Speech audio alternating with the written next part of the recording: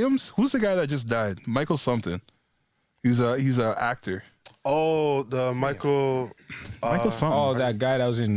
He was from The Wire. Yeah, Omar. Yeah. So he apparently was doing this like Michael K. Williams. Yeah. Michael K. Williams was doing this. I don't know if it was like a documentary type show or something like that. It was like one of those Vice docs that they have. Yeah. Those mini like 20-minute docs that they'll do like a little background like research on like stuff, and they're just doing about like the streaming numbers on like how it's being controlled by like bots and stuff like that. Mm-hmm. Yeah. Which wasn't new to like us, because like, you know, we know bots get used for that type shit, but like they went more in depth with it, and like, yo, actually kind of opened my eyes to a few things. It's like the industry, like big companies, like probably even like, you know, I don't know, like wild take, they didn't say Spotify, but I wouldn't be surprised if Spotify themselves pays for like bots and shit, but I don't know, because they'd be kind of like paying themselves. So I know for sure that there is like streaming farms. Yeah, for 100%. Yeah, that was in the doc too. So yeah, like I know like not this guy isn't the only artist that uses them, but I just know for a fact like The Weeknd used it on like not the most recent album, but the album before that. And every artist does it because, you know, it inflates their streams a little bit. It's not for the money, it's just for the look.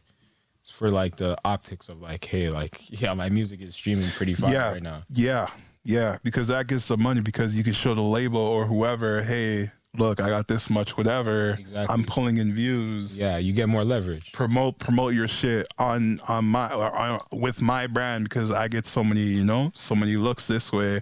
Or even if it's like, you know, if you're going to like doing like live shows or club events, it could be like, hey, I get this much views, I'm probably going to bring in this much people, give me this much percentage. Like, it's just leverage. Yeah, it's leverage. Which is crazy. But also sometimes you got to realize that the artist doesn't even know that people are doing this for him. You know, like, because he'll it's probably, a label thing sometimes. Yeah, that's what I'm saying. Like, the label will hire a company to do certain things like promotion and PR and marketing and stuff, right? And like that budget pays for these things that are on the back end, and you hope your business people will take care of that and make sure everything's good. But like sometimes the artist really doesn't know, because you see the checks coming in. Yeah, exactly. Yeah. And yo, now when I think about it, like this shit expands to like further out beyond like music, because at the end, near the end, they brought up like Ticketmaster, like for concerts and like basketball games or whatever. Live Nation or Ticketmaster will buy tickets themselves and resell it at a higher rate to get more money out of people. Yeah. That's kind of... Well, no, I'll let you continue that. Even like, you know, for shoes, for like... I don't know, graphics cards. Like, oh man, you said shoes. Sorry, I have to know the story. You guys remember the story of the kid? His mom was like head at Nike. Oh yeah. The kid was copping all these kicks, taking pictures of the kicks and things, and then running up the market. Yeah. That's insane. Yeah, and that's how but if he didn't get caught, the company will still let him do that. Of course, because he's creating like this hype for the shoe. It's like, wow, it costs this much, man. I don't want to get me a pair. Let me rush out and get me a pair, and then I'll try to flip it. It's just free marketing. But that's kind of why, like, even for like the Canadian market, they were saying that I think they put this law that you're only allowed to resell things at double the price, rather than being able to be able to like triple and quadruple the price.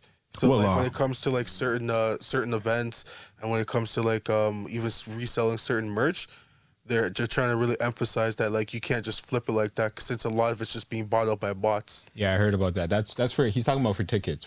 Okay, so if you're doing it through like Ticketmaster or StubHub. Yeah. Yeah, but if you try to resell like on eBay, then they have no control over it. But it's just kind of more for like those kind of like companies, because it's just like, I think the example they were using was like with a kid trying to go to a concert. If they sell a ticket for a concert, it's like $60 or sometimes $40, and then the bots buy out all the ticket, they're reselling it for like $130. Yeah, I'm not exactly sure, but I think that happened after like the NBA Finals in Toronto. Because I don't know if you guys saw that. I remember seeing it. It was like $10,000 tickets. Bro, what? Yeah. And it was like, yo, who could afford this? Or even the All-Star game. Yeah, All-Star game Bruh. was crazy too. Yeah. Still, but 300 was like $1,000. All-Star game was like the start of peak Toronto basketball. You know, like Yeah. Starter height. That was kind of high. that was not the height because That the was the championship high. was the height. Yeah, the championship was the height. Yeah, The city got shut down. She was actually lock off, bro. that whole year was the height because Nah, I think it was the height and it plateaued to the championship. What was the championship a little higher? Nah, championship was was a little higher. way still. higher. Championship was a little higher. But you know what would have made it even better? If we won at home that one game. It would have, but like just in general. Oh the my fact that God, we- I the was fact so we ready had to run it. on the court. I was right beside the trophy when they were Yeah. bringing it out. I was so ready. But yeah. The championship was definitely the peak, but like 2016 is when we started making the playoffs again. We're making noise. Larry and DeRozan's doing their thing. And I think that was the team we made to the conference finals. So it's just like, yo, that year we're like, yo, we're this close to a championship. We've never been this close ever. Yeah. Vince Carter came true and did this. I remember we had the conversation where Vince Carter's. Vince Carter came true, did his thing. You know, he made people be like, "Oh, look, Toronto," but people still weren't coming true. It wasn't until the DeRozan and Larry eras where people were like, "Yo, what's going on over here?" And then they started coming through. It's also a All-Star different era too. Like, you know, basketball got bigger I hear you, as a whole. but like, I just feel like Vince Carter planted the seed, but then DeRozan and Larry let it grow to what it is now. Without DeRozan and Larry doing Casey, we wouldn't have the Toronto team we have now. For sure. They Pound definitely the had to rock, put up the bro. numbers. Pound the rock to get better. Shout out to that guy. Shout out to him, bro. Yo, that guy always comes to the arena with an edge. He's salty every I time. can't man. lie, man. Yo, Dwayne Casey, he made me lose a parlay like a couple weeks ago. Yeah.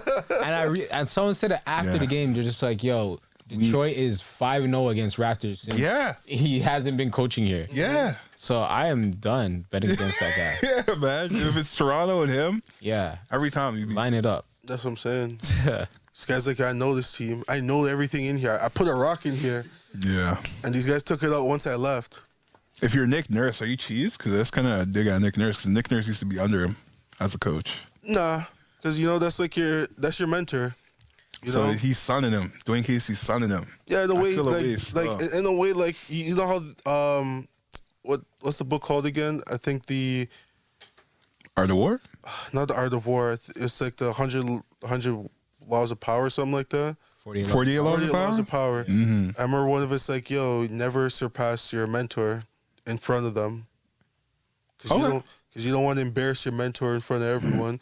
You just be like, yeah, you beat me, cool. Because, yo, any game we lost to him, it wasn't like a meaningful game. Yeah. Mm-hmm. It was always just like, yo, let's beat these guys. And then we lose, we're like, Dwayne Casey, it is what it is. Mm-hmm. But when it comes to like, it was like a playoff game and we lost, it's like, all right, bro, you got to embarrass your mentor right now. We need to win. Fair enough. Yo, let me ask you a question since we're on the topic of ball. Spit it.